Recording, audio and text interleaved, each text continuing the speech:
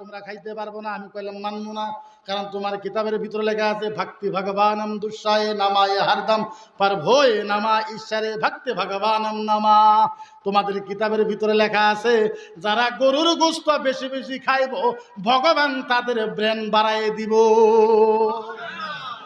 যখন কইলাম তখন ওরা কইতেছে না মুফতি ধরা লাগে, হেরেস করা লাগে, সালাম দিলাম। আমি বললাম না, আগে যদি মুফতির ভুল হয় তাইলে তোমার কিতাব সারা আসামের যত ঋগ্বেদ আছে, ইয়াজুর্বেদ আছে, অথর্ববেদ আছে, সামবেদ আছে, রামায়ণ আছে, রামচরিত্র মানস আছে, বাল্মীকি রামায়ণ আছে, আমার কথা ভুল ধরার আগে তোমার যত কিতাব আছে সব কিতাব আগে জ্বলাইয়া দাও।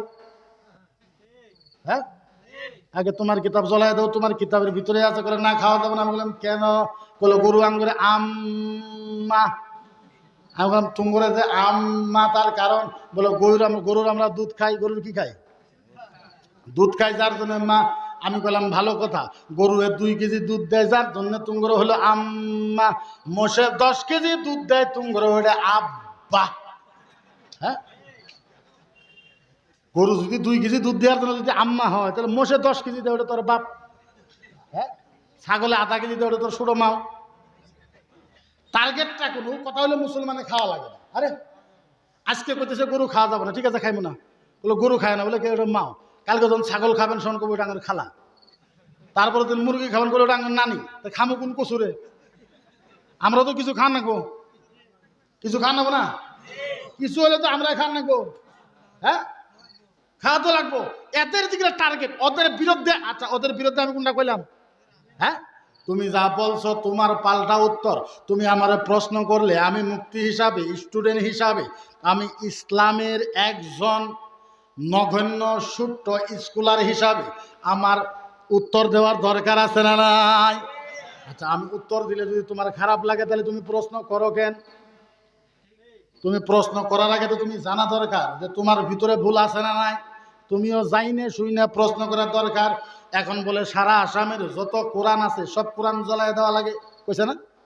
শোনো নাই? আমি বললাম ঠিক আছে, কতরি জ্বলাবা? 10, 20, 30, 40, 50, 60, 70, 80 কোনটা হয়েছে? আমার কোন, আমার কোন ডাইরেক্ট কোন কিছু বলো। হ্যাঁ, খাবেন হুজুর? আমার ওয়াজ শুনে খাইবো, হুজুর গেলে আমার ভালো লাগতো না নাকি? হুজুর কষ্ট হইব নি? আমি বললাম কয়টা জ্বলাইবা? 20টা, 50টা, 100, 150, 200, 250, 300, 350, 400, 500, আরে 600, 400, 800, 900, 1000, 2, 4, 5, 6, 7, 8, 9, 10। তুমি এক রাতে কত কোরআন জ্বলাবা? 10,000। তুমি এক রাত্রে 10,000 কোরআন জ্বলাবা। তুমি তো জানো না আজকের তারিখে আমরা আসামের ভিতরে 2.5 লাখ হাফেজ আছি। 2.5 লাখ। কত কত কত? আচ্ছা বলেন তো, আমাদের কোরআন মুখস্থ আছে না নাই? 2.5 লাখ হাফেজের কোরআন মুখস্থ আছে না নাই? ও বন্ধু আমাদের, তোমরা কোরআন জ্বলাইবা। ও বন্ধু একটা কথা শুনো, আমাদের 2.5 লাখ হাফেজের কোরআন মুখস্থ আছে। তোমরা কোরআন জ্বলাইবা, আগের দিন 10,000, পরের দিন আমাদের 2.5 লাখ ছাত্র 50,000 কোরআন লেখা ফালাইবে। বন্ধু একটা কথা, কোরআন জ্বলাইবা, আমরা তো লেখা হারমো, কিন্তু কেউ যদি রামায়ণ জ্বলায় দেয়, গীতা, ঋগ্বেদ, ইয়াজুর্বেদ, অথর্ববেদ, সামবেদ, ভাগবত, রামায়ণ, বাইবেল, রামচরিত্র মানস, বাল্মীকি রামায়ণ, 8টা পুরাণ যদি কেউ জ্বলায় দেয়, আমরা চাই না যে জ্বলায় দেখ, যদি কেউ জ্বলায় দেয় তার কারণ হইল আসামের ভিতরে রামায়ণের একজনও হাফেজ না। হ্যাঁ, তুমি মানুষের কও আমরা জ্বলানির পক্ষে আমরা নাই, জ্বলানির পক্ষে আমরা। বেলেগ ধর্মে আঘাত দেওয়াটা ইসলামে নাই। আল্লাহর নবী বলেছে ওই মুসলমানকে আমার নবী হাউজে কাউসারের পানি খাওয়াইবে যে মুসলমানের বাড়ির সামনে একটা অন্য ধর্মের মানুষ, হিন্দু মানুষ, ইহুদি মানুষ, খ্রিস্টান মানুষ, হিন্দু মানুষ, ইহুদি মানুষ, খ্রিস্টান, কসারি, বাঙালি, আসামি, একটা হিন্দু মানুষ মুসলমানের ঘরের আগে অ্যাক্সিডেন্ট হয়ে পড়ে গেছে, মাথা ফাইটা গেছে, হাত কাইটা গেছে, ঠ্যাং কাইটা গেছে। আল্লাহর নবী বলেছে হেফজুহু মালাকানা হল ইহুদা, আল্লাহর নবী বলে যে কোনো মুসলমান ওই যে হিন্দুর মাথা ফাইটা গেছে, কোনো মুসলমান গামছা নিয়া ওই হিন্দুর মাথা বান্ধা দিল, হাতটা কাইটা গেছে, মুসলমান যায় ওর হাতটা বান্ধা দিল, গাড়ির পিছনে বসাইয়া সুন্দর করে ডাক্তারখানা লইয়া ট্রিটমেন্ট করাইয়া হিন্দুর বাড়িতে পৌঁছে দিল। আল্লাহর নবী বলেছে যে মুসলমান হিন্দুকে সহায় করে ওই মুসলমানকে আল্লাহর নবী কিয়ামতের দিন হাউজে কাউসারের পানি খাওয়াবে। তাইলে বলেন আমাদের ধর্মেতে হিন্দু বিরোধী শব্দ লেখা? আমাদের কোরআনে হিন্দু বিরোধী কোনো শব্দ লেখা? আমরা তো চাই ভাইচারা হিসাবে হিন্দু মুসলমান শিখ ইসাই আদিবাসী বুড়ো নাগাও যত আছে সব একত্রিত হয়ে আমরা থাকি। কিন্তু তার মানে তো এইটা না তুমি কবা আমি বন্ধ হয়ে থাকবো না, তুমিও ভালা কবা আমিও ভালা কমু। তুমি যেই দিন খারাপ কবা তার পাল্টা জবাব ইসলামের স্কলার হিসাবে দেওয়াটা জায়েজ না, জায়েজ না, ফারজে আইন, দেওয়াই লাগবে। আপনার যদি ফতোয়া চান আমি ফতোয়া দিব না, কথা কেন? ফতোয়া চাইলে আমি দিব না? আপনি যদি ফতোয়া চান আমি তো ফতোয়া দিব। তার কারণ আমরা বহুত কথা আছে, বহুত ধরনের বহুত বস্তু আছে, আমরা কোনো কথা বলবার চাই না, আমরা কোনো কথা বলবার চাই না। নাহলে আমরা বললে তো ওদের থেকে ভালো বলতে পারে। আমরা যদি ওদেরকে আলহামদু সূরা পড়বার দেই, আমি আলহামদু সূরা পড়বার দিয়েছিলাম 13 বার ভুল করছি। কয়বার? কথা কই না। আলহামদু সূরা পড়তে 13 বার ভুল হয়, আর আমরা যদি ওগর মন্ত্র পড়ি ওগর পণ্ডিতের থেকে আমরা ভালো পড়ব। হ্যাঁ, ওগর পণ্ডিতের থেকে আমরা কি পড়বো? কথা কই না। ও ঈশ্বরে জাবানো হা ভক্ত ভগবান মারে দুশো यशमा नामा परे मंगल मूर्ति नमा दुहा भक्त चरादा दशाहरे कल किए नमधा दुशाहरे प्रभो भगवन नमा दुहा मंगल मूर्ति नमा दुहा। আমরা পড়লে তো মানুষ শুনে, এরা পড়ে ওরাও শুনে না। ওরা মন্দিরে যখন পড়বে তখন 5টা-6টা মানুষ বই থাকে। আরে তগর মন্দিরে আমার একদিন ডাক, তগর গ্রামের সব হিন্দু আয়া বলবো ডাইকেই তো এক একদিন। হ্যাঁ, তারপর আমি চ্যালেঞ্জ দিয়েছিলাম একটা কাজ করো, গুয়াহাটিতে এমন একটা জায়গা করো, জায়গার খরচ আমার, ভাড়া আমার, হিন্দুরা মুসলমানের কিতাব পড়বো, মুসলমান হিন্দুর কিতাব পড়বো। এটা যদি হয় খুদার কসম হিন্দু মুসলমানের কায়দা শেষ হয়ে যাবে। কারণ রামায়ণ, ঋগ্বেদ, যজুর্বেদ, অথর্ববেদ, সামায় হিন্দু ধর্মের যত কিতাব আছে কোন কিতাবের ভিতরে মুসলমান বিরোধী একটা শব্দও লেখা নাই। রামায়ণে ভালো কথা আছে, ঋগ্বেদে ভালো কথা আছে, আপনারা পড়েন রামায়ণ, ভালো ভালো কথা লেখা আছে, একই আল্লাহর কথা আছে, একই নবীর কথা আছে, আপনারা যাই দেখেন। কিন্তু আমরা বলতে পারি, এই যে মোবাইল দেখতেছেন, যার জন্য আমরা কিছু কথা বলবার পারি না। কারণ এখনই ভাইরাল হবো, 2 দিন পরে আবার ইনশাল্লাহ ভিতরে দেখান নেবো ডাল রুটি। প্রবলেমটা ওইটা না, প্রবলেমটা ওইটা। তো আমি বিশেষ লম্বা, ওহো ওটা পাচ্ছে, আমি লম্বা করবো না, বিশেষ একটা কথা কইবার চাই আপনাদের কাছে, খারাপ পাইবেন?